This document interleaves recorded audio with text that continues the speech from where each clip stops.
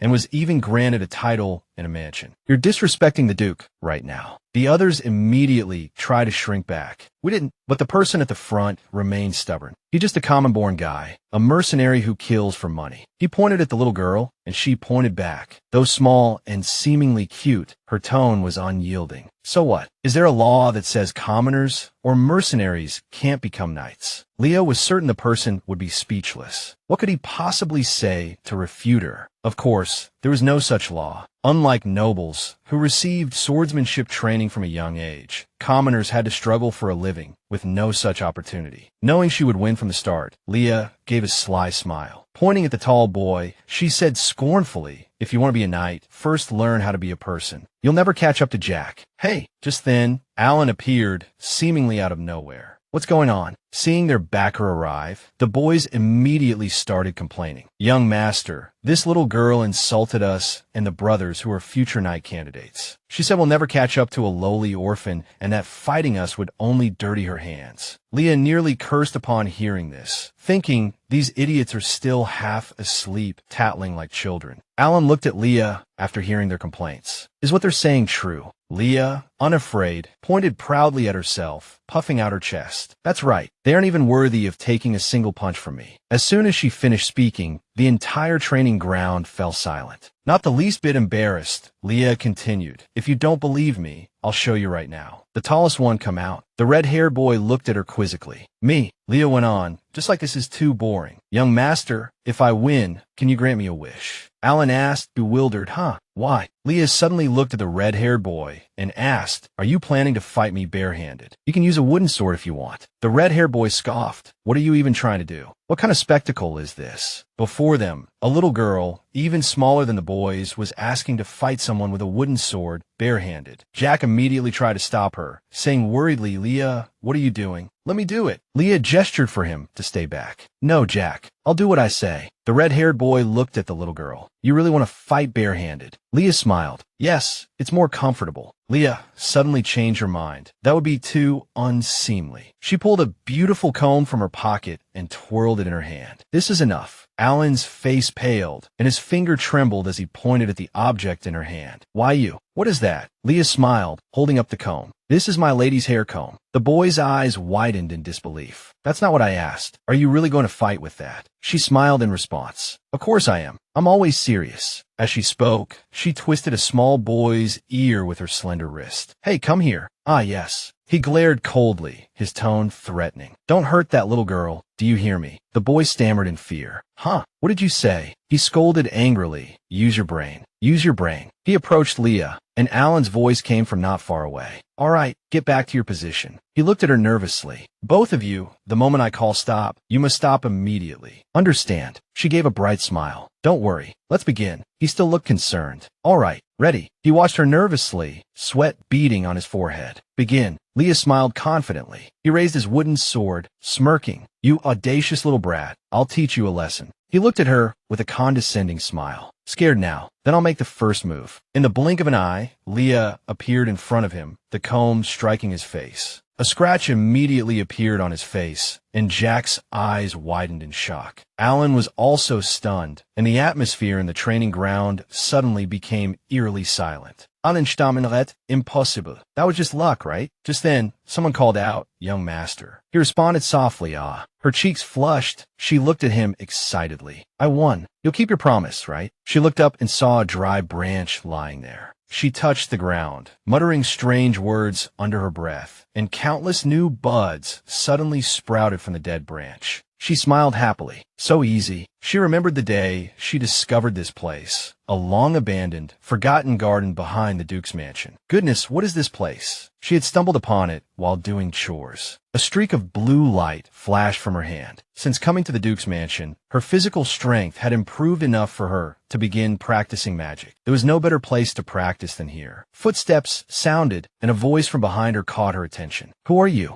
"Don't tell me." Sid looked at her coldly. "You used the young master to lure me here." She stood up, her face displeased. "Yes, I asked for his help." He frowned, his face full of disdain. "You cunning little brat, enjoying luxury and manipulating Lady Diana. You should be grateful to my lady for the rest of your life." Hearing his sarcastic tone, she glared at him. "If what you say is true, I should be thanking you, not my lady." She crossed her arms, smiling smugly. "If it weren't for you, how would I have met her?" He looked at her angrily. "Why you? What nonsense are you talking about? She gave a soft smile. I heard everything. His face paled instantly at her words. Including you, deceiving Lord Sid to switch shifts. She smiled provocatively. Isn't that crossing the line? Gambling with the young lady's safety just to get away from Lord Sid. He retorted angrily. Nonsense. You insolent wretch. You're a liar through and through. He pointed at her face threateningly. You think you can threaten me without proof? Are you tired of living? So you're saying I'm lying? Their conversation reached a stalemate. That's right. Even if it were true, who would believe someone like you or Tess? It's up to the Duke to decide whether to believe it or not. You lowly woman. How dare you? He grabbed her collar, roaring furiously. Trash like you should be grateful for the scraps we give you. The sound of high heels clicking echoed. Diana's mother appeared in the distance. Enough, Sir Valerie, she said, looking at him disapprovingly. What are you doing? He hastily shoved Leah away, causing her to fall to the ground. Madam, he said nervously, forcing a smile. It's not what you think, Valerie stammered. Lucius appeared behind his wife, looking sternly at him. No need to explain. Valerie's face paled instantly, and he stammered, Your Grace. Your Grace, Diana's mother said, her face full of concern as she quickly helped Leah up. Leah, are you all right? Leah gave a weak smile. I'm fine, madame. I'm fine, she thought to herself with a surge of triumph. Everything was going according to plan. At the tea table, her clear voice rang out. Madam, I saw new sprouts in the back garden during my walk just now. Diana's mother smiled with delight. Really? The ground shouldn't have thawed yet. Leah smiled, her eyes crinkling. Spring seems to have arrived particularly early this year. She watched the Duke and Duchess, hand in hand. The Duchess often took the always busy Duke for a walk at a fixed time, allowing him to relax from his heavy duties. She thought, as long as I bring up an interesting topic, they'll definitely pass by here. Sid knelt frantically before the Duke. Things didn't go as planned. I was going to report directly to Your Grace. Your Grace, it's not like that. That Tess set a trap to frame me. He said urgently. I can explain everything. Just then, a voice came from behind him. If this is a trap, did Sir Sidian also force you to purchase the Priyan mine? Leah retorted angrily. Sir Sidian knows nothing about the night selection budget. Sid looked at her in horror.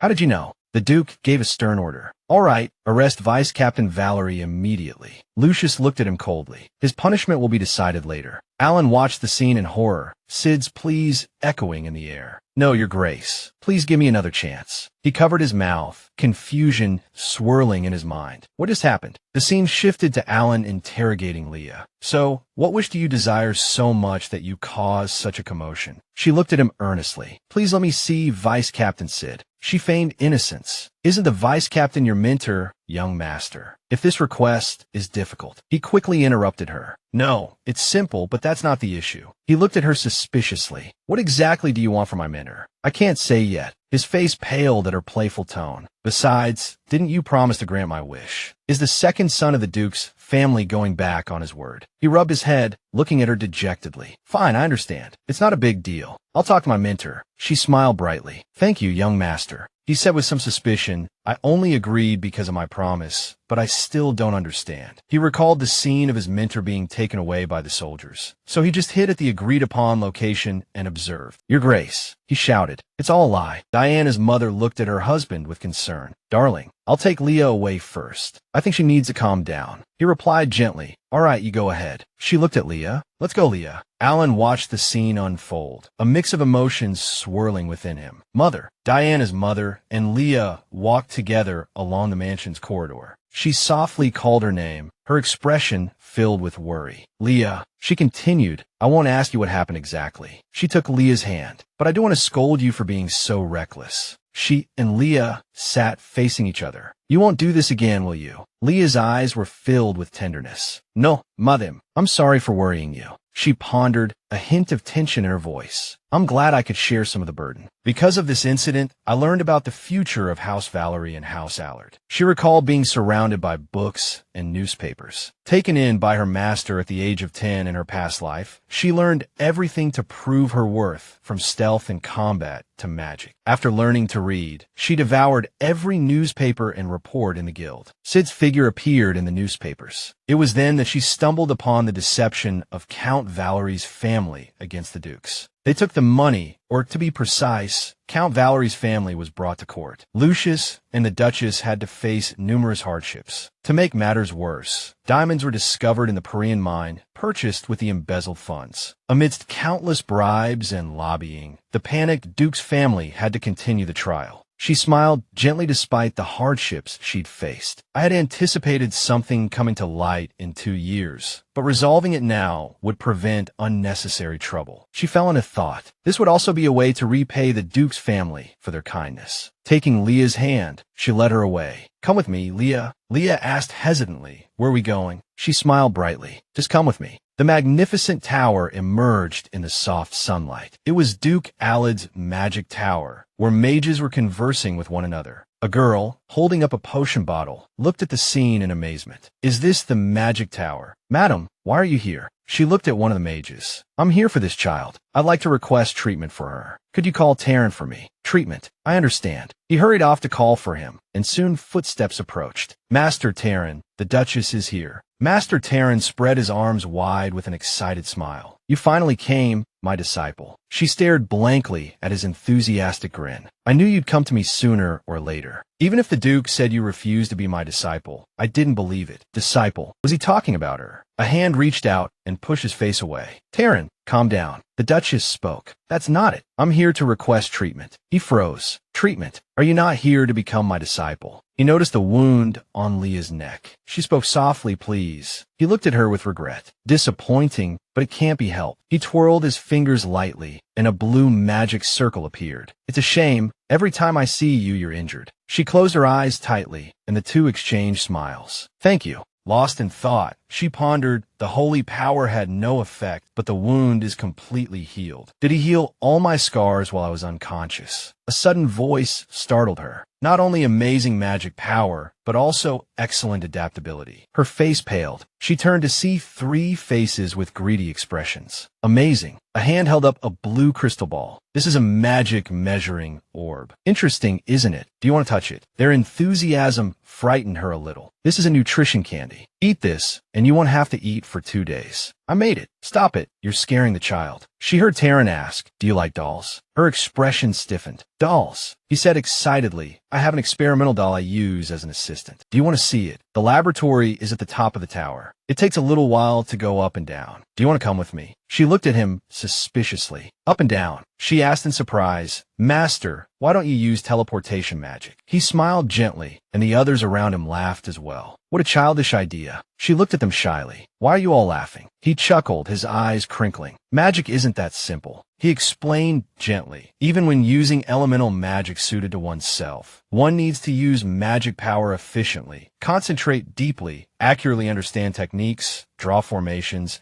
and even chant incantations. She looked at him in surprise. Elements, techniques, and formations. Do mages need all of these? She recalled learning magic from her master. "I remember when I learned magic, my master only taught me how to effectively control magic power and chant spells." She remembered Diana's surprised expression when she healed her leg injury with magic. "I've always used it like this." She thought, puzzled. Isn't magic just reciting spells? How is that possible? You have to systematically study theory and research formulas. Just reciting spells, even a royal mage can't do that. She could only think of one possibility. Maybe only an archmage can do that. She consoled herself. After all, they're geniuses that only appear once in 1,000 years. That's a lie. But these thoughts kept surfacing in her mind. Could my understanding of magic be completely wrong? Leah and the Duchess walked down the path. "I hope you return safely, Your Grace." The Duchess smiled at her. "It's good that the treatment finished so quickly, Leah." Leah smiled back. "Yes, madam." She thought nervously, although my heart is more tangled than these wounds. She thought of the most powerful person on the continent. As far as I know, the only one called an archmage is the Grand Duke Bellis who rules the Bellis Duchy. The thought surfaced again. Then what is my master, who can cast magic without spells or formations? Pointing to herself, her mind filled with questions. If Taryn wasn't lying, then I'm also said to be a once-in-1,000 years genius. That's absurd. She suddenly realized, but come to think of it, even though I knew that master for 8 years, I don't even know his real name. My world was once limited to the orphanage, the streets, and Terranium. However, because all the world information converged in Terranium, I thought I knew everything. She pursed her lips, her face darkening. But it wasn't until I died once that I realized all of this might just be an illusion. Her worldview is like a cracked mirror, and everything I know may be a lie. A voice rang out, "Duke, all the elders have assembled in the council hall." Lucius replied gravely, "Those stubborn old fools have finally all arrived." He spoke to his secretary. They must all be busy figuring out what happened. Of course, except for Chairman Valerie. Candlelight warmly illuminated the two. The second young master is imprisoned. The elder council has been summoned. With his personality, he must be furious. The two looked up at the portrait hanging in the center of the room. He frowned slightly. "Father, because of your incompetence, the Duke's family has been toyed with by the Elder Council for years." He recalled the bloody battlefield of years past. "To expel the Elder Council and my incompetent father. At the age of 18, I volunteered to be the Emperor's sword, charging in a battle and returning in triumph." He realized that a hand was tightly gripping the family's foundation. "After desperately surviving and earning the title of Cold Devil of the Empire, with the help of Duke Billas and Marquis Diafel, I finally reclaimed the title from the former Duke. But by then, the Elder Council's claws had sunk deep into the Imperial Duke's family." He smiled faintly. "So, while I was racking my brains, this opportunity presented itself. I can't wait to see their expressions." Whispers filled the room. The door opened. "The head of the family has arrived." Everyone quickly rose to their feet. He looked at them calmly. "Please be seated." Sid's father hurriedly stood up and demanded, "Duke, my son, Vice Captain Sid, why is he locked in the dungeon of the Duke's mansion?" He glanced at him. "How did you learn of something that hasn't been officially announced?" His voice carried a threat. "The chairman seems very interested in the internal affairs of the Duke's family, and his temper is as fiery as ever." He gulped nervously. He gave a stern command, "Tass, bring him in." "Yes." Sid was brought into the room and knelt on the floor. He raised his head, his face pale. "Father." The whispers started again. "Sir Valerie, this..." He shouted angrily, "This is outrageous. How can you treat a glorious night like this?" He replied with a contemptuous smile, "A glorious night. How laughable." Sid's face paled at the Duke's words. "Sid Valerie, tell me yourself, are you truly a glorious knight who abides by the knight's oath?" His voice was laced with gritted teeth. "I ask again, are you truly a knight?" The elders looked at him suspiciously. "Why don't you answer? Could it be that the vice captain..." His voice rang out again. "Ask the retainers who swore allegiance to the Allard ducal family." A soldier beside Sid bowed slightly. Sid's father hurriedly stood up to defend his son. "I believe everyone knows about the incident with Lady Diana. Wasn't it because Tass was in charge of escorting the lady?" A soldier standing nearby spoke up to correct him. "However, that day, the vice captain ordered those of us responsible for the secret escort not to take action." He cried out in alarm. "What?" The soldier straightened up and replied loudly. He said that since the Duke had already entrusted the escort mission to Sir Tass, we didn't need to escort the lady and should await further orders. He continued, "After the lady went missing, he told us not to make a fuss for fear of alarming the Duke." He gave a contemptuous smile, suppressing his anger. "How laughable." Sid's father rushed forward and slapped his son hard across the face. Sid looked at his father in disbelief. He rebuked him sharply.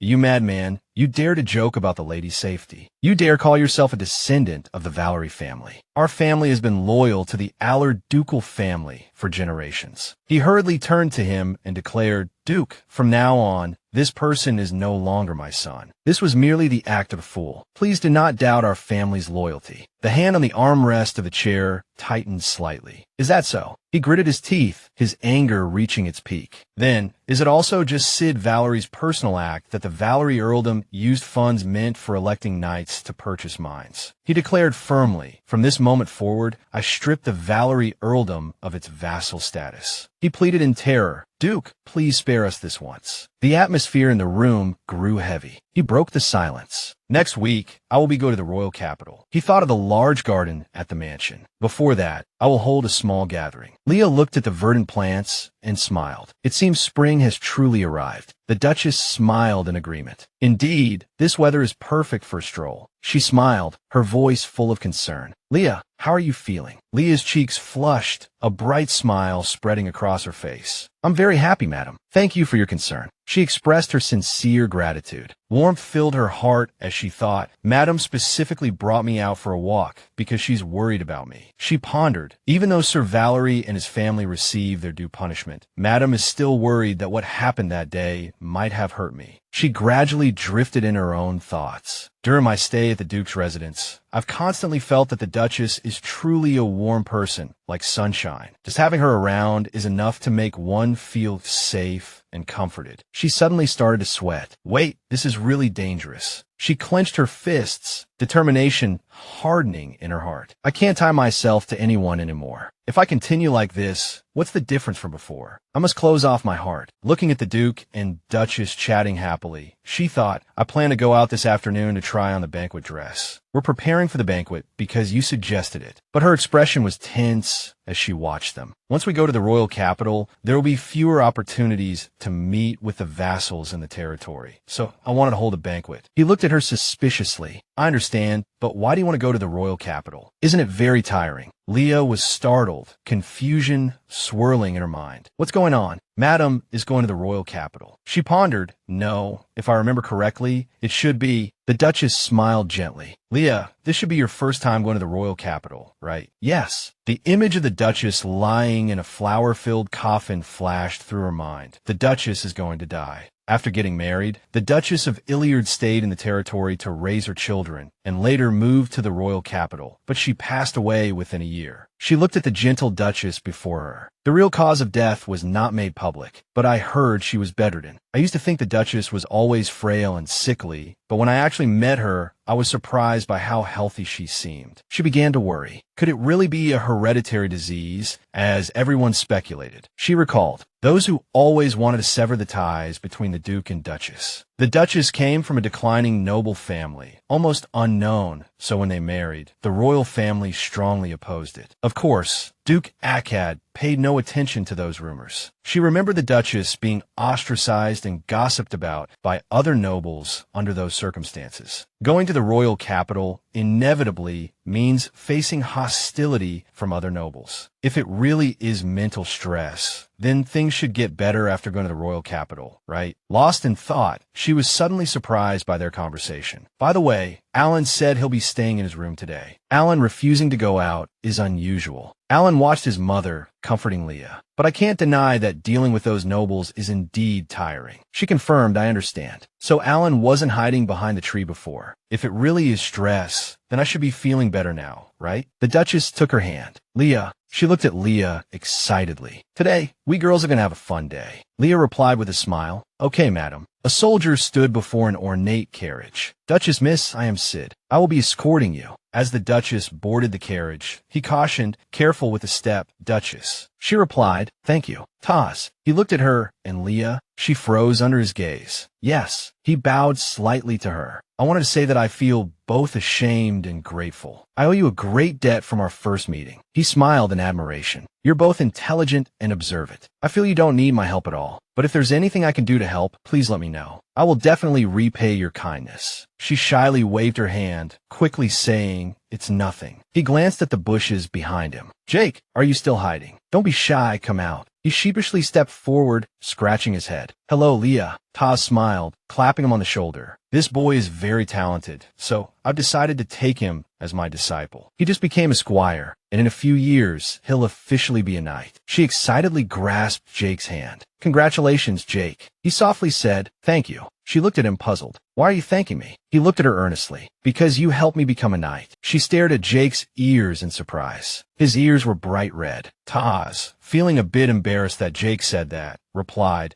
it's as if I could have become the best knight without you. But that's not true. No, Jake, this is entirely due to your own efforts. She gave him a bright smile. Truly, congratulations. He blushed, hurrying away shyly. All right, get in the carriage. She smiled gently. At times like these, he really is like a child. The carriage slowly moved along the road. She touched the cushion beneath her, surprised by how soft and smooth it was, even more comfortable than the carriage she rode in last time. A hand offered her a bag. Leah, here, have some snacks. The Duchess said gently, you need to eat something sweet before we go shopping. Leah took a candy. Thank you very much. Her cheeks flushed slightly. It's so sweet. Two people smiled at her. You're so cute, sister. You're so cute. She blushed shyly. In the city, the crowd bustled as a soldier announced, "My lord, we have arrived in the bustling city." The carriage came to a stop. Caden extended his hand to help the Duchess alight. Her gentle voice rang out, "Careful, Diana." Leah thought with satisfaction. As expected of the Duchess, her demeanor is so elegant and graceful. She looked down at the carriage steps. A bit high, but I can definitely jump down easily. Just then, a hand extended towards her. Jack looked at her and said, "Here, take my hand." It's quite a drop. She smiled at him happily, completely oblivious to Diana's clenched fists. "Okay, thank you." She offered her thanks with a smile. Diana angrily bit Jack's hand. "You're really like a knight. So cool." The Duchess appeared and picked up the little girl. "Oh my, Diana, what are you doing?" The little girl cried angrily. "She's my princess." Leah looked at the teeth marks on her hand and asked with some concern, "Jack, are you all right? Does it hurt?" He calmly replied, "It's fine. She's just a child." Diana stubbornly declared, "I want to be her knight." Leah looked at the scene before her with a slight headache. It seemed this child wouldn't give up. What should I do? The doorbell rang, and the two children looked at the luxurious room in surprise. "Welcome, Duchess." Leah looked around in amazement. "This is my first time in such a professional clothing store." A staff member asked, "Would you like to try on clothes together?" The Duchess replied, "Yes, please prepare clothes for all of us." She looked excitedly at the two children. "Now it's happy shopping time. Let's pick out some beautiful clothes." The Duchess smiled and waved. "Have fun, Diana." Leah emerged awkwardly from the fitting room, wearing a gorgeous dress. "But Duchess." The Duchess looked at her quizzically. "What's wrong, Leah?" Leah's face paled, and she stammered, "I think the staff misunderstood. They kept taking my measurements and giving me clothes." The Duchess said calmly, "Is there a problem? All the clothes you tried on are yours." Leah replied in surprise, "What?" She quickly added, "But it's too much." Diana ran to her sister's side. The little girl, wearing a blue dress, ran over with a smile. "Are you done?" The two embraced, the air seemingly filled with pink bubbles. "Diana, you look like a little fairy. Sister is beautiful too." The two chatted happily. "Let's take a break while the Duchess is shopping." "Yes, that sounds great." Suddenly, a sharp voice startled Leah. "Why can't I have it?" Letitia shouted angrily. "Don't you know I've been waiting for over a month?" A sweating staff member quickly bowed and apologized. "Miss, you didn't pay a deposit." While arguing with the staff, she glanced in a certain direction. "I'm really sorry." Her finger pointed. "Hey, you." She glared angrily at Leah. "What are you looking at, you rude thing?" She shouted again. "I'm asking you. What are you looking at?" Leah held Diana and looked at her nervously.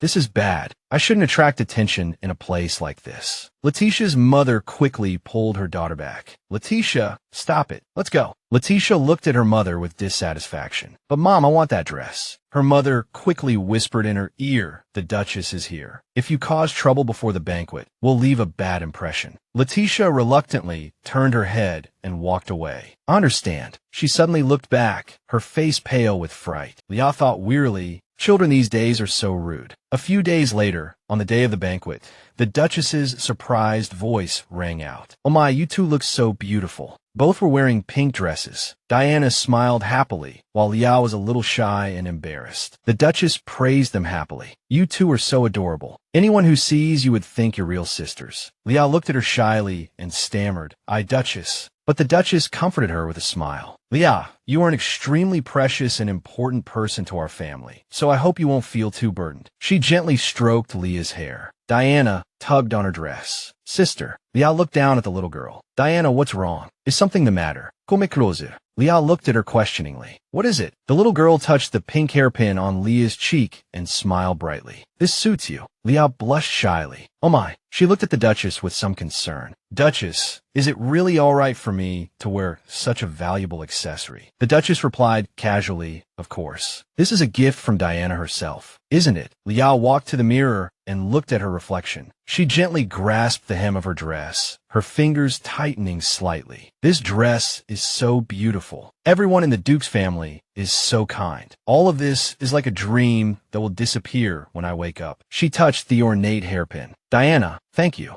I'll treasure it." Sister, you're so pretty." "Diana, mother." "Allen Elad a poechet, dresset in formal attire." He looked at Leah quizzically. "What are you wearing on your head?" He quickly walked forward, and before Leah could finish saying, this is Miss. He raised his hand and knocked the hairpin off. It fell to the floor. He shouted angrily, but was interrupted by a yell. Alan, do you know what that is? Mrs. Wimpley glared at her son. How dare you behave like this? Apologize to Leah at once. He said reluctantly, but mother, that girl, Mrs. Wimpley's voice rose. He gritted his teeth. Diana put on herself. Leah didn't do anything, and you know it. He shouted at her angrily. I hate you. Stunned by his accusation, she froze. It's all Diana's fault. If you hadn't come here. He turned and stormed off. As the door slammed shut, Mrs. Wimpley's voice cracked. Alan. She looked at Leah sadly. What should I do? It's all my fault. Madam, I'm sorry, I shouldn't have. She gently took her hand, comforting her. I am sorry, Leah. Everything will be all right. It's not your fault. She explained the origin of the hairpin. That hairpin was Alan's birthday gift to Diana. Not long after, she took the blame upon herself. It seems he misunderstood and thought you were given the hairpin permanently. I should have been more attentive. I am sorry. I will discipline him properly. Leah looked at her and replied, It's okay. Mrs. Wimpley looked at her. Let's go to the ballroom. Diana, and I will come later. Could you go ahead and wait for us there? All right, madam. She thought sadly, Alan really cares about his sister. It's understandable that he feels upset. I should apologize properly later. A luxurious carriage appeared at the gate. The carriage has arrived. The stately lady walked in, snapping her fan shut. So annoying. Letitia's father looked at her with displeasure. Letitia, what are you doing? Can you behave yourself? She replied impatiently, but this isn't the dress I wanted. Baron Jude pointed at her angrily. Say no more. Mind your manners. You have to make a good impression on that young lady. Opportunities like this don't come often. His voice was full of calculation. Now that Count Valadier and his loyal subordinates have been dealt with, there are many important positions vacant under the Duke. Hearing her father's instructions, she wasn't happy. It just so happens that the Duke's most beloved youngest daughter is the same age as you. Do you understand what this means, Letitia? If you perform well, our family can rise again. His wife looked at her husband suspiciously. The cause of this incident was nothing more than a word from that young lady, favored by the Duchess. He cursed impatiently. How foolish. That's just an excuse. Everyone knows the Duke never liked Count Valadier. The carriage stopped. However, there are rumors that the Duchess dotes on that child. Perhaps she will be protected. She rested her chin on her hand, gazing out the window with a contemptuous expression. Protected. She's nothing but a bastard. Her only value is those rumors. She thought of the Duke's youngest daughter with disdain. In my circle of friends, she's already quite famous. The Hedgehog Princess obsessed with her maid. She smiled confidently, but it doesn't matter. This time, I will definitely get what I want. The carriage door opened. Baron Jude has arrived. The three enter the mansion. He looked at his daughter with some worry. Letitia, you must behave yourself, understand. She replied petulantly, I don't need you to tell me. She covered her face with her fan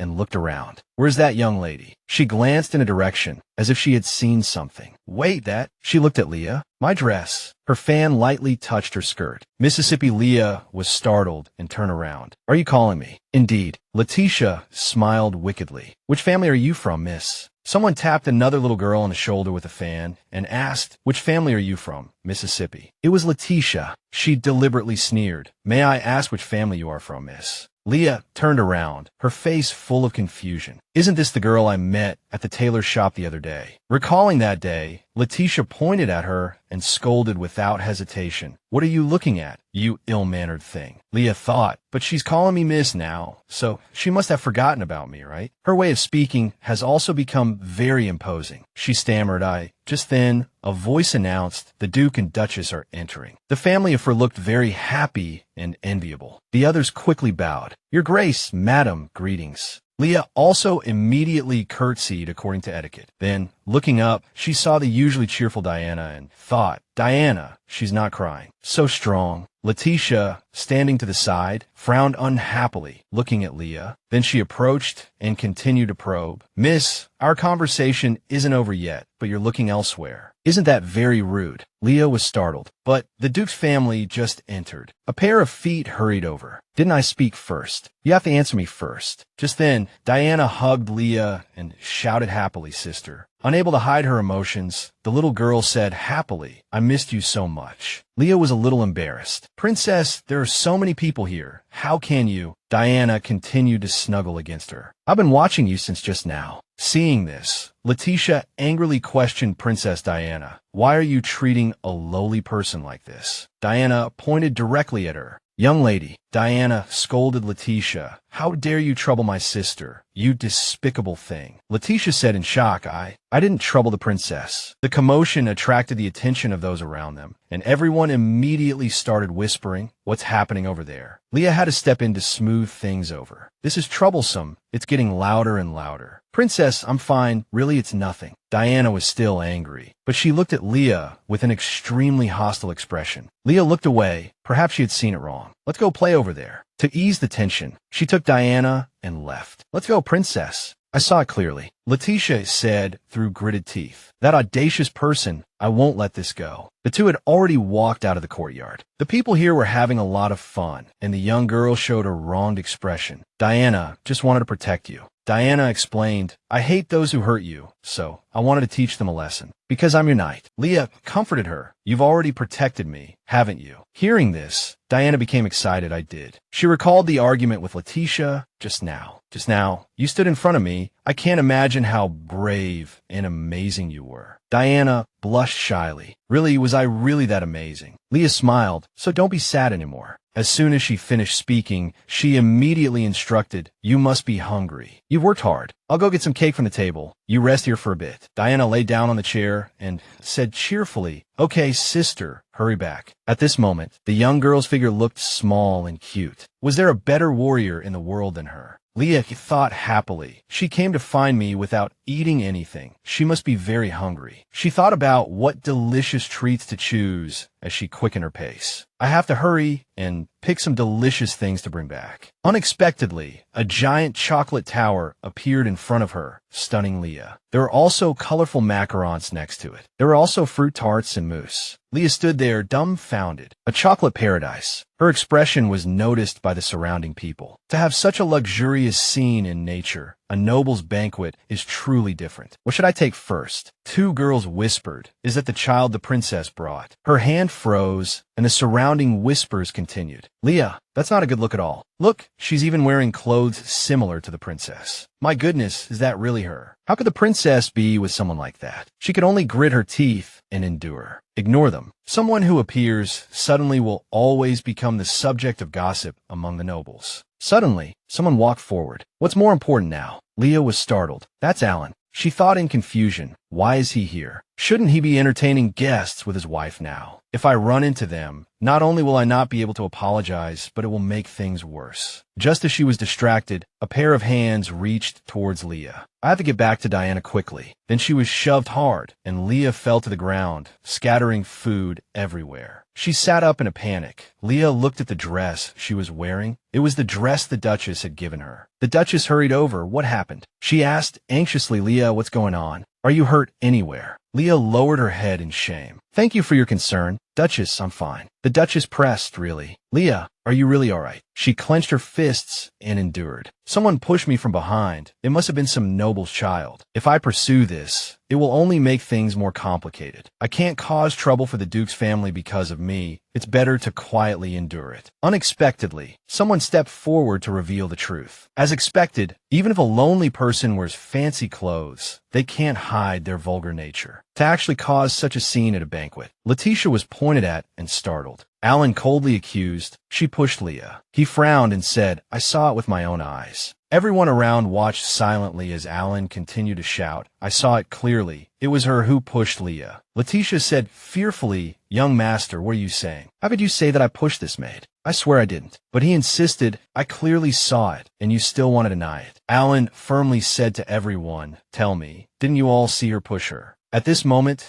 a majestic voice rang out. Why hasn't anyone asked the person involved? It was Duke Allard who stepped forward to clarify. No matter what outsiders say, it's useless. He looked at Leah and asked, Leah, tell me, did someone push you, or did you fall on your own? Leah didn't hesitate and directly pointed. I didn't fall on my own. Someone definitely pushed me. Alan seized the opportunity and said, See, I told you I saw it. She pushed her. Letitia stubbornly denied it again. I really didn't push her. I didn't even go near her. She smiled faintly. While everyone was still stunned, Leah was asked, Did you see who pushed you? No, I didn't see clearly. Letitia gloated inwardly. Good. She didn't see my face, and there are no other witnesses. Even if the young master steps in. No noble will stand up for an ordinary maid. As long as I act pitiful, this will blow over. Unexpectedly, Leah said, but I have proof. She held up a piece of lace. When I was pushed, I tried to grab the person's clothes. Leah confirmed this was torn from their dress. Everyone around them was shocked. Wait,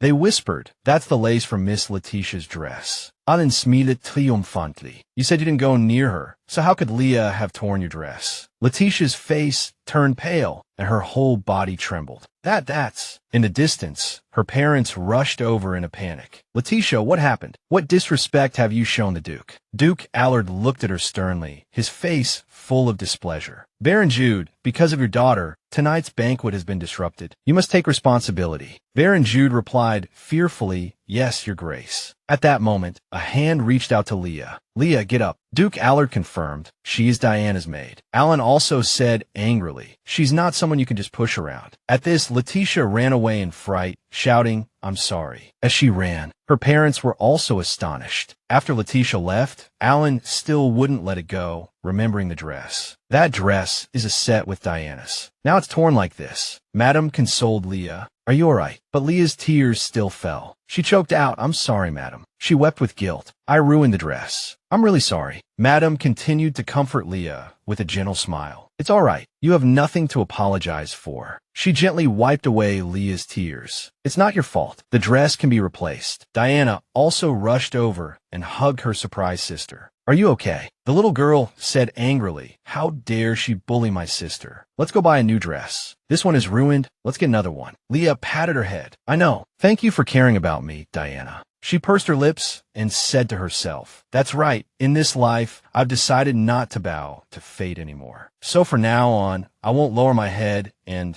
I won't put up with it anymore because there are people who care about me like this. Allard Manor. After taking a bath, Leah let out a long sigh. I feel much better now. She clutched the towel in her hand, thinking constantly, although the banquet ended like that, at least I avoided being wrongly accused. Leah muttered to herself, even with solid evidence, if Allen and the Duke hadn't been on my side, no one would have believed the words of a maid like me. The door suddenly opened. She hadn't slept yet and was still deep in thought. As expected, you need money to get by. When I go to the capital, I must earn some proper money. Leah was surprised to find that the person standing at the door was Allen. She stammered, young master, why are you here? He simply raised a hand and gestured, follow me. Leah was stunned, not understanding why he suddenly wanted her to follow him. At this moment, she thought with a headache, aren't we already reconciled? There were so many desserts on the table. The cakes looked so tempting. He still had an indifferent expression. Eat. Allen casually instructed. Eat. What's going on? Eat all of this. Leah froze for a few seconds, unsure of what he was planning, but she immediately picked up a piece of cake. I haven't eaten anything since this morning. I'm so hungry. Then, she slowly took a bite and savored it. I'll eat it now. The delicious food made Leah very happy. This is so good. But she was immediately interrupted by Allen. I'm sorry. She turned her head blankly. Huh? What did you just say? He looked a little embarrassed. I'm sorry for snapping at you the other day. Allen recalled. I heard everything from my mother. He had also learned from Madame about how she had protected Diana. At that time, Leah's figure appeared in his mind, meticulously caring for Diana. Everything she did was for her. Allen expressed himself without hesitation. I thought you were being nice to Diana for ulterior motives, but in that difficult situation, you couldn't have been scheming anything. He explained his reasoning. It was my fault, always saying harsh things to you. Every time I saw you, I would be reminded of losing Diana. So I took my anger out on you, even though it wasn't your fault. I'm really sorry. Leah said softly, rather than being angry, I'm actually more grateful to you for standing up for me just now. Allen turned around excitedly. That was only natural. She clearly did something wrong, and you were wronged. He hesitated. How could I turn a blind eye to such injustice? Leah smiled gratefully. You're really amazing, young master, so don't make that kind of expression anymore. She teased. It's a waste to always frown with such a handsome face. Allen blushed at her words and looked at her carefully. Aren't you embarrassed saying things like that? Leah remained calm. Should I be? It's the truth. Allen could only feel awkward. Yes, I am quite handsome. She replied cheerfully. Yes, you are. You're indeed handsome. But he ruthlessly criticized, but you're ugly. Leah was exasperated. I was complimenting you. Still, she laughed, despite the chaotic day. The two talked for a long time after that, but ending like this was much better than she had imagined. "You're so childish, you idiot." With all the trouble behind them, the new year arrived. The Duke's family and Leah watched the fireworks excitedly. I was 9, Jack and Alan were 11. We returned to our daily lives. She hugged Diana tightly. The preparations for the trip to the royal capital proceeded smoothly without any problems. I also enjoyed a peaceful New Year's time with Diana. Then, Leah met Viscount Bardo. She pushed up her glasses. "Is this the child? The one who said they discovered the Sprasia?" She seemed surprised. Yes, but she was still puzzled, unsure of what was happening. Viscount Bardo quickly apologized. "I'm sorry for the late introduction." She calmly introduced herself. "I am Viscount Bardo, the Duke Alad's exclusive physician." Leah was startled.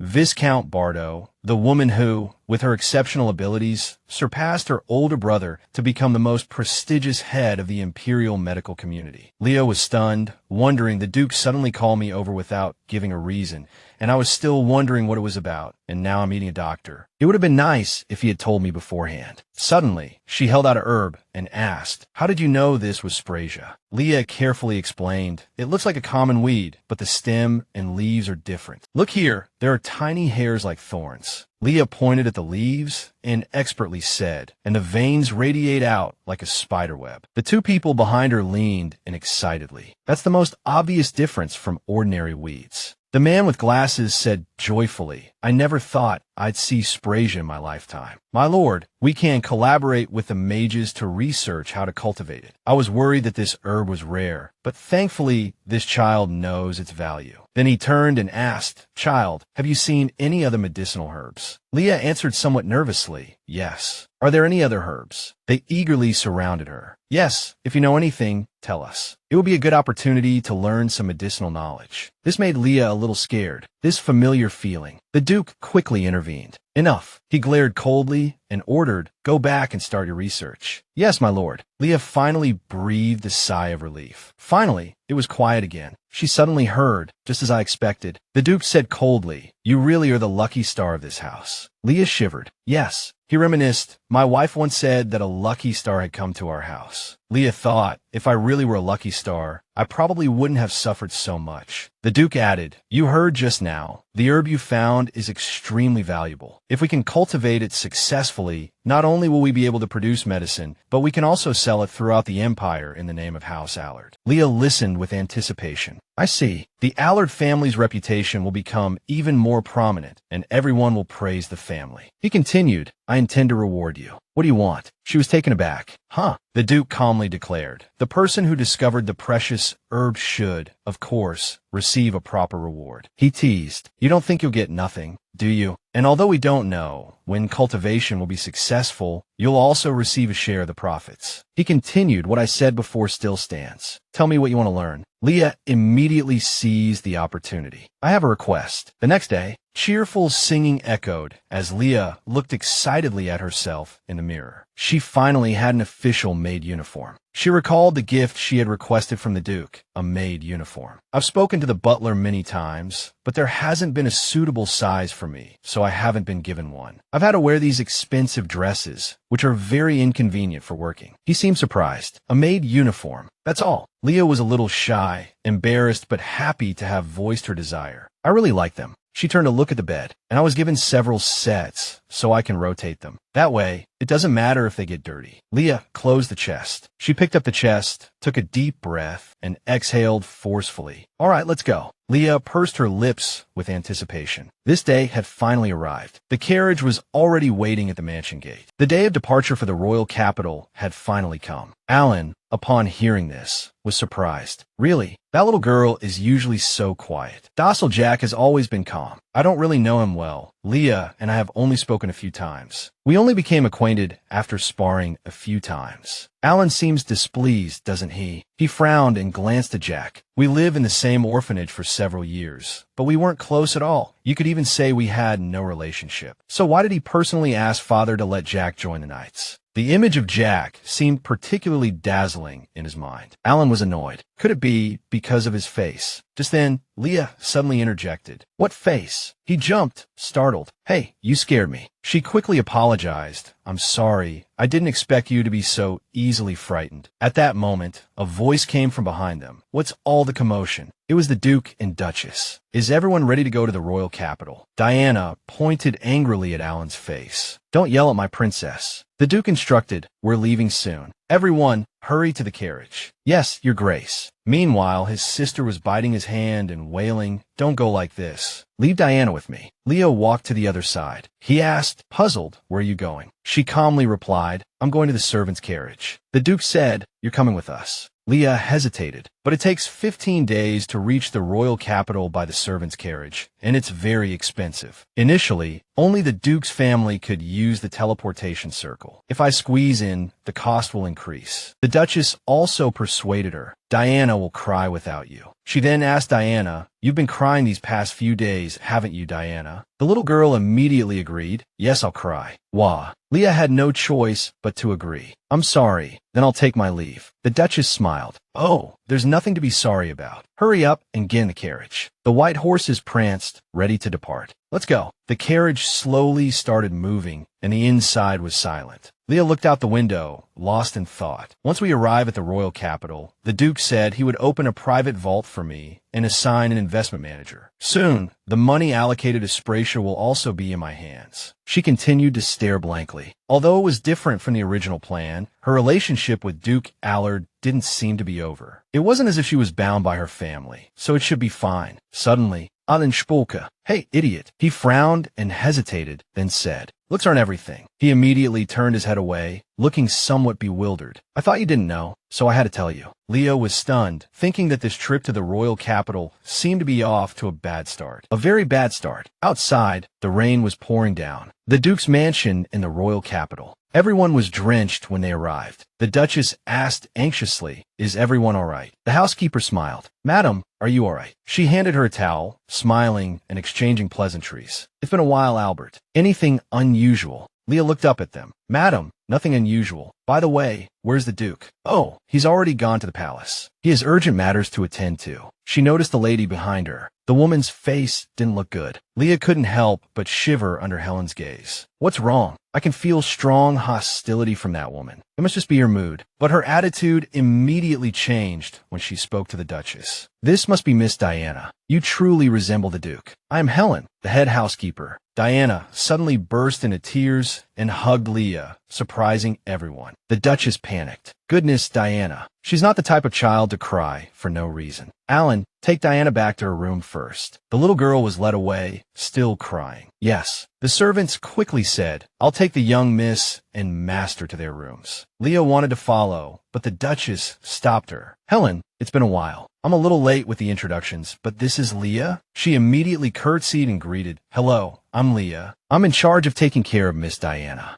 The other servants whispered, who is that little girl? She actually came with the Duchess using the teleportation circle. Her heart sank as they continued. Judging by her clothes, she must be a maid. Leah clenched her fists, listening to the others gossip about her. Just a moment ago, the young miss was hugging her, and now this. She suddenly remembered the past, the first time she went to the guild with her master. The uncomfortable looks those people gave her, the way her teammates in Talentium suddenly became wary, treating her as someone her master brought along. What happened afterward only left her more confused and hurt. She swallowed her grievances, forcing herself to endure. This time probably wouldn't be any different. In the Duke's mansion, she couldn't attract too much attention. She could only demonstrate enough ability to stay by Diana's side. The Duchess made a request. I wrote a letter in advance because Diana is very fond of her, and I was hoping she could be arranged to stay in the room next to Diana's. Before she could finish, the housekeeper interrupted. Madam, that's against the rules. Helen said sternly, how can a maid stay in the main building, let alone next to the young Mrs. room? If that's the case, it would be better to have her sit on a chair in the hallway all night to attend to her. Madam said with some embarrassment, wait, Helen, What are you talking about? Leah quickly and cheerfully accepted, madam. I'm fine. I'm already very grateful to be able to stay in such a guest room. She had no choice but to comply with Helen's wishes. The housekeeper's attitude was far from pleasant. I can't let this matter be discussed any further, madam said sadly. Hearing her instructions, Leah smiled triumphantly. Do as I said. Take the child back to her room. Yes, madam.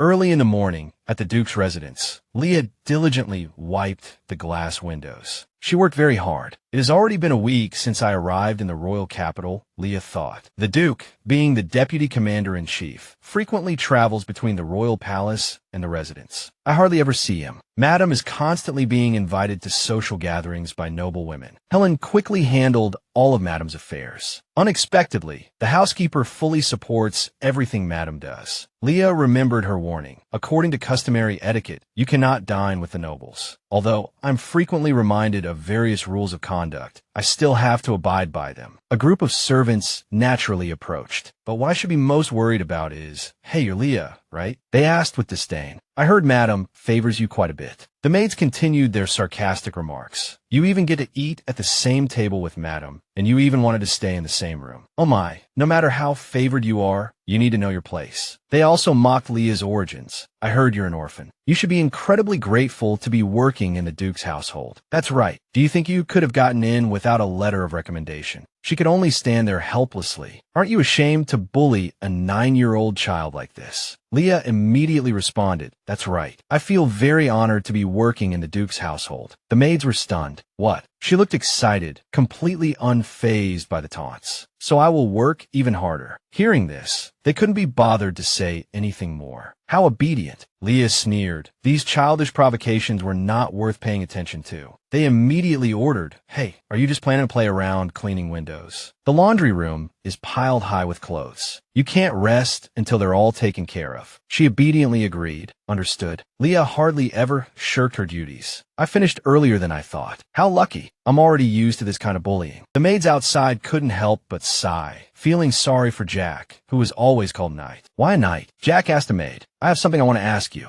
The young girl was a little shy. Ah, yes. What is it? He pressed further. Do you know where a little girl named Leah is? The young girl was surprised. Leah, what do you want with her? Jack replied coldly. Do I have to give a reason? She hesitated slightly. No, but Jack still followed the directions. If it's Leah, she should be in the laundry room now. He thought to himself, the laundry room. He couldn't help but wonder. At this time, she should be with Madam. Why is she still doing chores? Even after coming to the royal capital, Leah was still washing clothes by hand. She was focused on her washing, completely unaware that Jack had been standing behind her for a long time. Leah stood up. There's more inside than I thought. She was about to continue when Jack suddenly walked over and tightly grasped her hand. Almost done. The two couldn't help but look at each other. Leah was stunned. Jack, why are you here? He gritted his teeth in annoyance. You're asking me why I'm here. Jack asked uncomfortably. Is that all you're going to say to me? He held Leah's hand tightly, not letting go. You're just asking me why I'm here. Jack kept pressing. Didn't you hear that I also came to the royal capital? I've been here for several days, and young Master Allen said he hasn't seen you recently either. Leah replied wearily, young Master has been very busy lately. It's been hard for me to see him too. She heard whispers again. What's her relationship with that knight? They were just waiting to gossip about Leah. Madam, miss, aren't they going too far? She panicked. Oh no, I've been noticed again.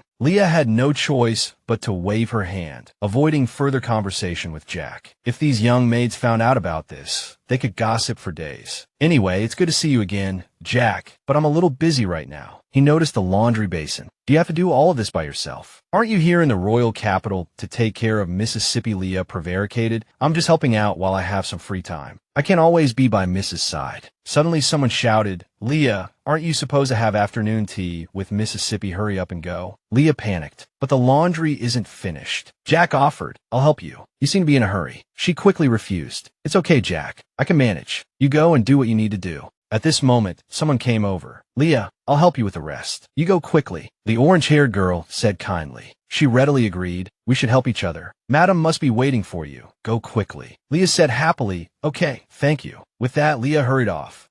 Jake, goodbye. He was stunned. Hey, Leah, wait. The girl tugged on Jake's sleeve. Sir Knight, she pleaded weakly. If you're not busy, could you help me carry these clothes? Jake ignored her. only glancing at the clothes behind her. I'm afraid I can't carry them all by myself. Leah always does it herself. Having just witnessed that scene, Jake couldn't help but feel a little uncomfortable. He said, Leah did finish, didn't she? She's clearly smaller and weaker than you. The girl stared blankly at Jake. With that, Jake turned and walked away. You can do it too. The girl called out helplessly behind him, Wait, Sir Knight. Leah had already hurried to Diana's side. She suddenly thought of Jake. Jake, he's so popular now. His peers are probably 14 to 16 years old, and Jake is only 11. The age gap is quite significant, but he's so well-liked. Leah amused to herself. That's right, in the future, not only the maids, but even the ladies will be attracted to him. But even so, she was still scheming until he swore to become Diana's knight. Leah even thought proudly, Jake doesn't have any other relationships. Of course, if you have eyes and our beautiful Lady Diana by your side, how could you possibly notice anyone else? It's so wonderful. He's the ideal type, and he has such a romantic aura. Suddenly, Alan appeared out of nowhere. Who? Leah was startled. Young master, he asked with displeasure. Who did you just say was romantic? She could only evade the question. It's nothing, young master. You finished your training early today. Alan said discontentedly. Of course, I wanted to have dinner with Diana, not to see you. He quickly corrected himself mid-sentence. I mean, because Diana is busy studying and I can't see her, I specifically arranged this time to have dinner together. Leah was also taken aback. Really? Then she suddenly thought, speaking of which, I wonder how Diana's studies are going. At first, I thought a tutor might be too difficult for a child like Diana, but the housekeeper said that Miss started later than other noble young ladies. Leah remembered, so Madame could only follow the arrangements. Although reluctant, she still accepted it. Anyway, the housekeeper understands the situation in the capital better than I do. I believe Miss must be enjoying her studies. Alan quickly waved his hand. Let's talk about that later. You're here for afternoon tea, right? Go on in. I'll wait for you here. Leah said hurriedly, right, I'll go in. Please do your best in your training, young master. Leah was a little puzzled. Somehow, I feel like he's avoiding the question. However, seeing Diana immediately brightened her mood. The little girl ran to her, as usual. Little elf. Leah asked happily, Miss, how have you been lately? Diana boasted excitedly. I've recently learned to read, draw,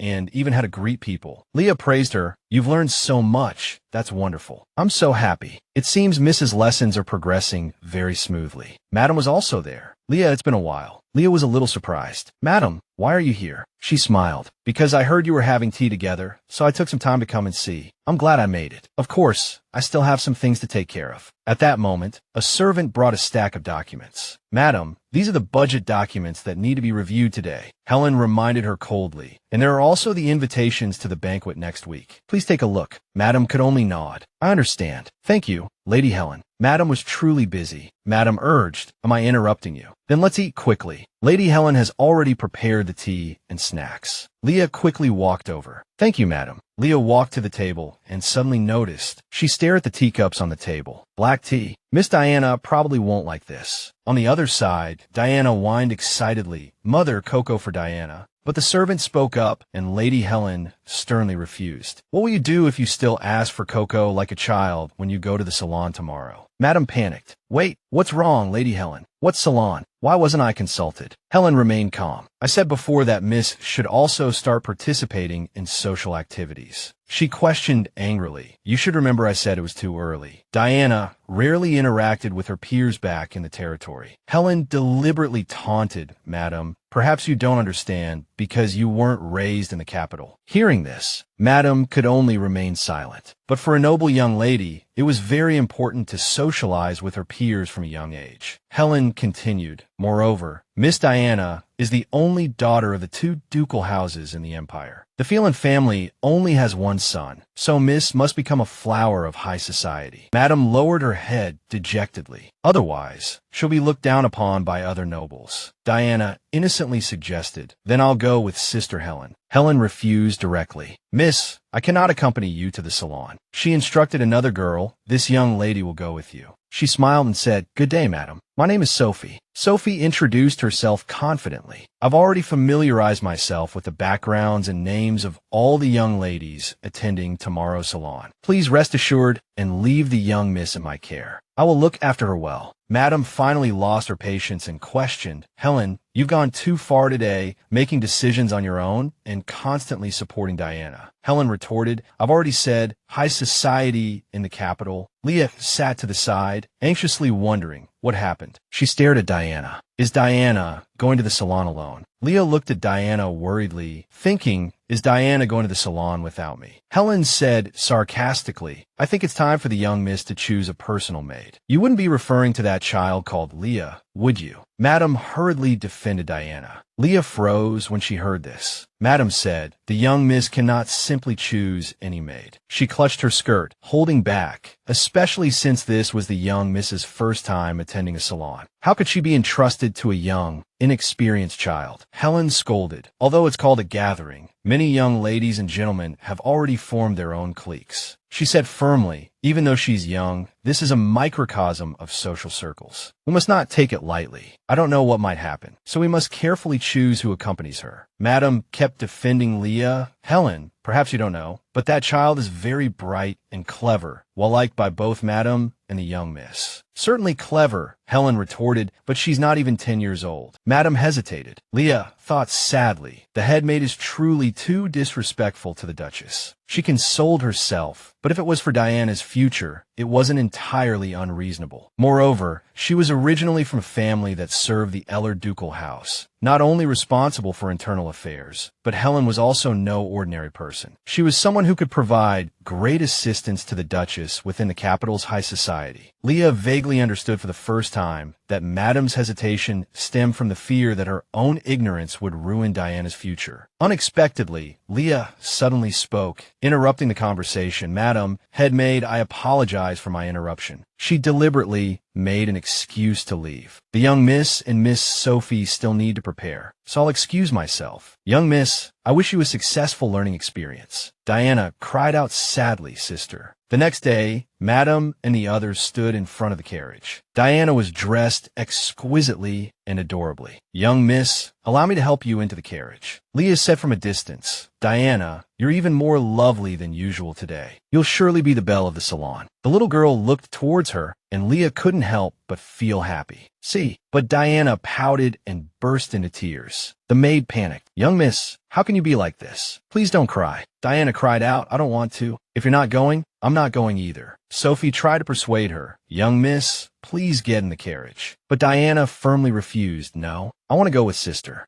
Leah had no choice but to step forward. Young miss, there will be lots of delicious treats there and many friends. Everyone will surely like you. It will be very fun. Leah also promised, when you return, I'll tell you a fairy tale, and you can play with your dolls as much as you like. Diana asked happily, really? Of course. She made a pinky promise with Diana. I promise, so don't cry anymore. Be brave and come back happy. The little girl finally stopped crying and listened attentively. The carriage door then opened. Diana, sitting in the carriage, turned and waved, Sister, I'm going. Leah also called out, be careful on your way. At this moment, the young master shouted from behind, Hey, you idiot! Leah froze when she heard this, thinking, if Diana were here, she would definitely bite him. What a pity. Leah turned around awkwardly. What do you want? The young master impatiently ordered, Bring me some snacks to the training grounds later. She asked doubtfully, Why do you suddenly need snacks? The young master said angrily, Just bring them, so much nonsense. I want to eat them while I'm sparring with Jack, so have them ready. The young master emphasized, Don't be lazy and have another maid bring them. You have to bring them yourself. Leah reluctantly agreed. All right, I understand. Helen watched Leah with a slightly uncomfortable expression. She gritted her teeth in anger. Meanwhile, at the training grounds, Jack was resting after training, wiping his sweat, and turned to ask the young master, who was still glaring at him, Do you have something to say? The young master blurted out, She likes handsome guys. He also boasted, and she's told me several times that I'm handsome. Jack was silent for a moment, then suddenly said, I don't know what type she likes. Jack added, But Leah has also said that I'm handsome. The young master was instantly petrified, deliberately provoking him. I see her always staring at people with white hair, so I asked her why, and she said it's because I'm handsome. The young master forced himself to. Amazing. A voice rang out, interrupting them. Young Master Alan, Jack, and Leah approached, Leah carrying a basket of food. I brought some snacks. Jack immediately stepped forward. Let me take that for you. Thank you, Jack. Alan took the basket from Leah and asked, you brought this all by yourself. Wasn't it heavy? It was no problem at all, she recalled. It's not far. Actually, all the maids were vying to come with me, and I had to turn them down several times. It's fine. I can carry it myself. Leah, let's help lighten your load. Leah looked at Alan. She gave a strained smile. I just brought the snacks, as young Master instructed. Young Master, why are you looking at me like that? I brought the food as you asked. Alan stepped closer, demanding, what's your relationship with Jack? Leah blushed and exclaimed loudly, nothing. She immediately retorted, what are you talking about? How can you say such a thing to Diana's man?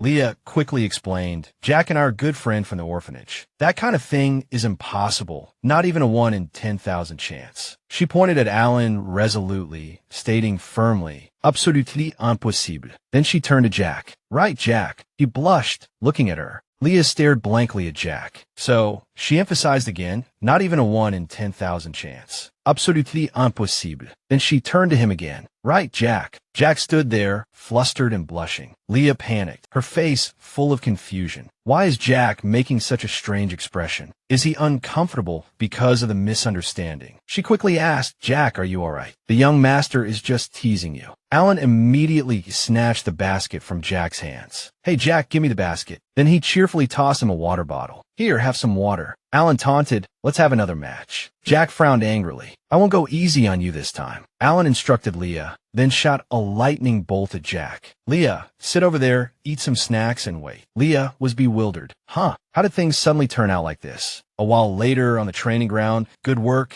everyone. I'll head in first. Jack neatly organized his weapons and equipment. Then he sighed in relief. All done. Leah called out from behind him. Jack, are you finished tidying up? She complained angrily. The young master is so inconsiderate, running off without a care. Jack was used to it and didn't mind. There was nothing he could do. Leah asked helplessly, Jack, does the young master always push these troublesome tasks onto you? Suddenly, she noticed Jack, looking at him intently. You have an injury on your face. Leah approached Jack with concern. Are you hurt? She was about to reach out to look, but Jack pushed Leah's hand away. Leah was stunned. He called out, Leah, then coldly questioned, do you really like young Master Alan? Hearing this question, she was startled and froze. Jack added a whole list of reasons. Leah, there's a big difference in your social standings now. The young master may be close to you now, but she interrupted. Wait. Leah pointed at herself. Are you asking if I like the young master that way? She explained helplessly, Jack, I haven't told anyone else, but I think of the young master as a younger brother. He panicked. What? The young master is older than you. Leah continued, so what? He still seems childish. I heard from Madame that the young master still sleeps with a doll. Jack was shocked, his face stunned by this bombshell. But then Jack clenched his fists. He immediately asked, what about me? Leah looked bewildered. You. Jack quickly pressed. Am I your younger brother too? Leah softly said no. Then she smiled brightly. You're my friend. Jack was silent, gazing intently at Leah, a happy blush on his face, relieved. Leah thought to herself, Jack, you wouldn't be worried that I'd be heartbroken because of the difference in our social status, would you? I'm afraid you'll have to worry about that more than me in the future. She kept reminding herself, from the very beginning, no one has ever looked at me like that. Suddenly someone shouted, Leah. A maid came running to announce, Miss Diana is back. Hurry to Madame's room. Leah quickly said to the other girl, you were kind enough to help. I'll clean up. You go quickly. She hurried away, only having time to call out to Jack. Thank you. I have to go. Jack, remember go to the infirmary too. He called out regretfully behind her. Wait, Leah. Leah gently pushed the door open and walked in. She came back so late. I wonder if Miss Diana made any friends. She softly said, Madam, I'm here. Seeing Leah, Madame immediately made a hushing gesture and smiled gently. Leah, you're here. She looked at Diana lying on the bed and couldn't help but think she must be very tired, falling asleep as soon as she got back. Leah and Alan gazed at her adoringly. So cute, like a little angel. My little sister is super cute. She turned around in surprise as Alan stammered, what's wrong with complimenting my sister? Just then, Mrs. Elliot offered an envelope. Leah, she said, I actually called you here to give you something. Leah accepted it, asking curiously, what is this? It's a letter from Countess Marietta. She took it gladly. Countess Marietta, Mrs. Elliot explained a little sheepishly. I'm sorry, I looked inside. The sender addressed it to me, perhaps thinking you wouldn't be able to read. Go on, open it. Leah quickly tore open the envelope. Excitedly, she unfolded the letter. It's from Bianca. I thought she'd forgotten all about me. Leah held the letter up and read, Hello, Leah. I wonder if you still remember me. She continued reading, her voice laced with wonder. I heard you're doing well at Duke Elliot's estate, and that your scars have all disappeared. I'm so glad. I truly wish I could see it with my own eyes. To be honest, I was so flustered last time that I couldn't properly tell you how wonderful the Duchy of Bellas is. First of all, the Duke of Bellas is the strongest mage on the continent right now. The young lords studying at the academy are all so handsome it makes your heart flutter. And at the foot of the city walls lies the beautiful ocean. As Leah read, she thought with surprise, Countess Marietta is truly loyal and patriotic. Then she hugged the letter and gently stroked it. I'm so touched. The handwriting is beautiful, too.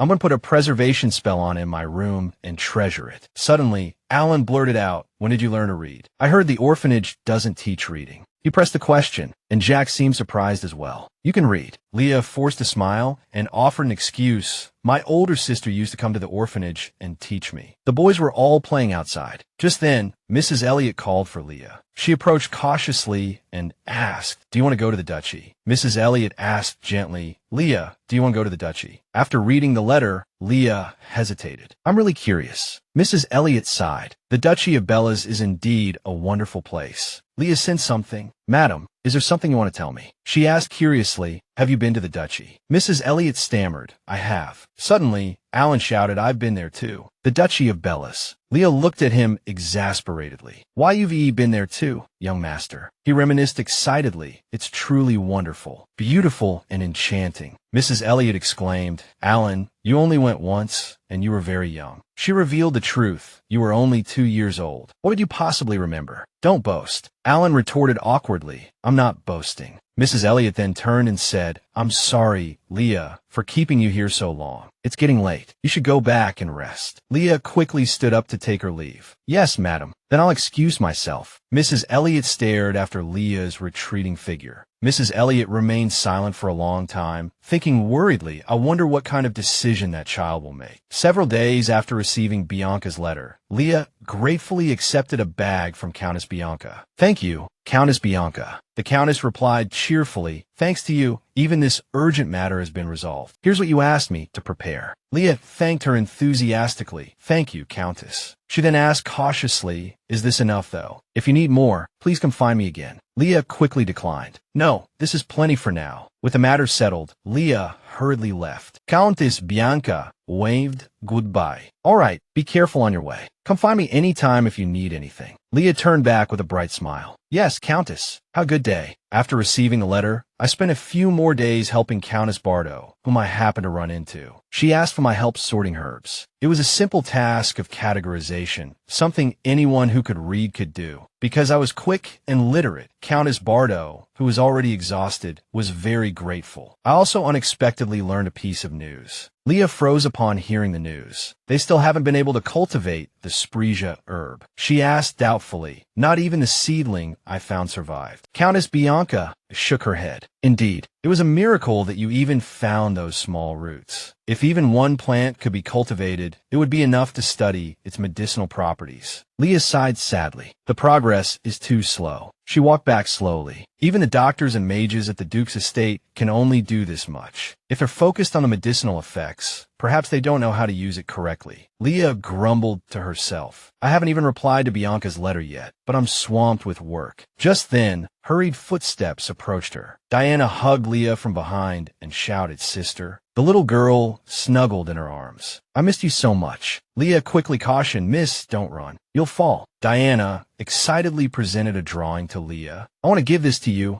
as a present. Leah couldn't help but smile. Miss, this is... She picked it up and asked the princess, Is this a princess from a fairy tale? Diana's casual drawing delighted her. Leah happily picked it up, leaving the other maids bewildered. That's the princess, she said, admiring the drawing. Thank you, Mississippi. You gave this gift to me. Diana replied happily, Because you're my princess. Suddenly, a voice rang out. Our young miss is so generous. It was Sophie, deliberately being sarcastic in the salon. The little girl continued to praise Leah, saying how beautiful she was. She feigned a smile as the other noble young ladies wondered who Leah was, leaving Leah surprised. She suddenly remembered someone asking her impression of the salon before. Diana had only smiled, so she couldn't guess. She hadn't expected to be mentioned herself, feeling both proud and a little embarrassed. Sophie continued speaking, but her words were mocking. Leah is the kind of person whose beauty everyone has to acknowledge. Everyone says she's the most beautiful in the world, and everyone will have expectations. Sophie deliberately tried to embarrass Leah. I'm just worried that the other young ladies visiting the Duke's mansion will be surprised. She emphasized, of course, just a little. Leah could feel the weight of the surrounding whispers. Yes, miss. Why? She clenched her hands, stammering, Leah recalled that moment with Diana. She truly cherished Diana's words, because they came from the little girl's heart. She kept reminding herself of them, but she had never been arrogant, nor had she ever looked down on anyone because of their appearance. Leah lowered her head, feeling wronged. Then why do I have to endure this humiliation? Diana asked, puzzled, sister, what's wrong? What happened? Sophie feigned innocence. Nothing, Mississippi. I was just admiring Mrs. Generosity and wisdom. Diana gritted her teeth, her body trembling slightly. Diana is generous, yes. The others took the opportunity to humiliate Leah. Children of Mrs. Age usually like beautiful and elite things, but Miss values inner beauty more than outward appearance. As her maid, I'm truly proud. Sophie continued her smug performance, as expected of the Duke's daughter. Suddenly, she glanced over and froze. Diana, why are you standing there in a daze? Alan walked over and said coldly, she's mocking you. Alan explained to Diana that Sophie meant Leah wasn't beautiful at all, yet she was being praised for her beauty. The little girl felt uncomfortable after hearing this. So what? Diana pointed directly at Sophie and scolded. What do you know, you ugly hag? Sister Leah is the most beautiful person in the world. She desperately defended Leah. It's not like that, Mississippi. I definitely didn't mean that. Alan pointed at Sophie and demanded, if not, then what did you mean? He threatened, how dare you mock someone close to Miss? Alan was furious, his face stern. You're also a maid of the Duke's mansion. The other maids could only remain silent, watching him reprimand Sophie publicly. Sophie's face paled with fright. Young master, it's not like that. Alan immediately ordered, I don't want to hear any excuses. Butler, yes, young master. He commanded loudly, don't let me see her again.